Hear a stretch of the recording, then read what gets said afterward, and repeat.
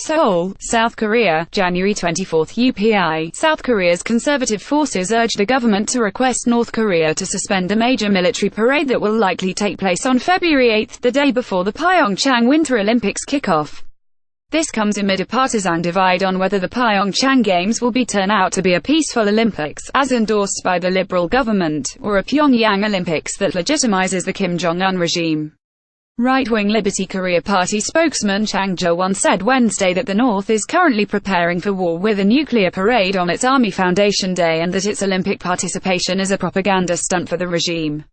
Some 13,000 troops and 200 pieces of military equipment were detected near an airport in Pyongyang by South Korean authorities who believe the North is rehearsing for a massive parade to commemorate its Army Foundation Day.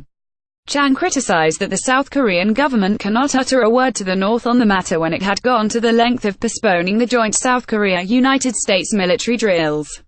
Seoul and Washington, earlier this month, decided to delay the annual springtime military drills between the two allied forces upon the request of South Korean President Moon Jae-in.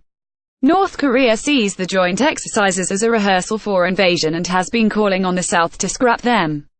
Being dragged around by the North like this is this peace, he said, according to SBS.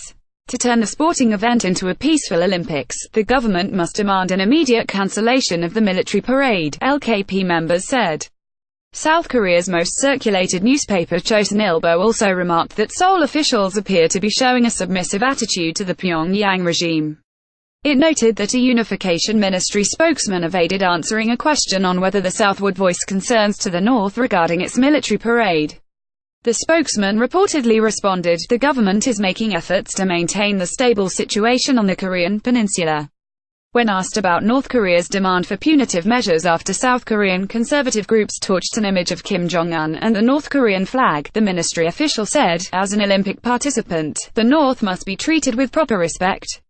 On Tuesday, South Korea's presidential office rejected opposition lawmakers' claims that the Pyeongchang Olympics are turning into a North-dominated event. Labeling it as the Pyongyang Olympics is incomprehensible. "We must gather our minds and wisdom together to achieve a peaceful Olympics," presidential spokesman Park Soo-hyun said. As the two Koreas continue discussions and exchanges to arrange the North's Olympic participation, President Moon Jae-in has been urging his country to support the successful hosting of the sporting event and efforts to improve inter-Korean relations. Moon has been optimistic that the ongoing talks could turn into a momentum for dialogue on denuclearization between Washington and Pyongyang. However, public opinion on the matter remains divided. Some believe North's participation promotes the peaceful spirit of the Olympics, diffusing military tension and encouraging inter-Korean exchanges. Meanwhile, critics say Pyongyang is stringing Seoul along to reap economic benefits in the face of global sanctions and buy time to further develop its nuclear and missile program. The formation of a single women's ice hockey team between the two Koreas has also sparked criticism that the sporting event has become politicized and that South Korean athletes are being deprived of their chance to compete.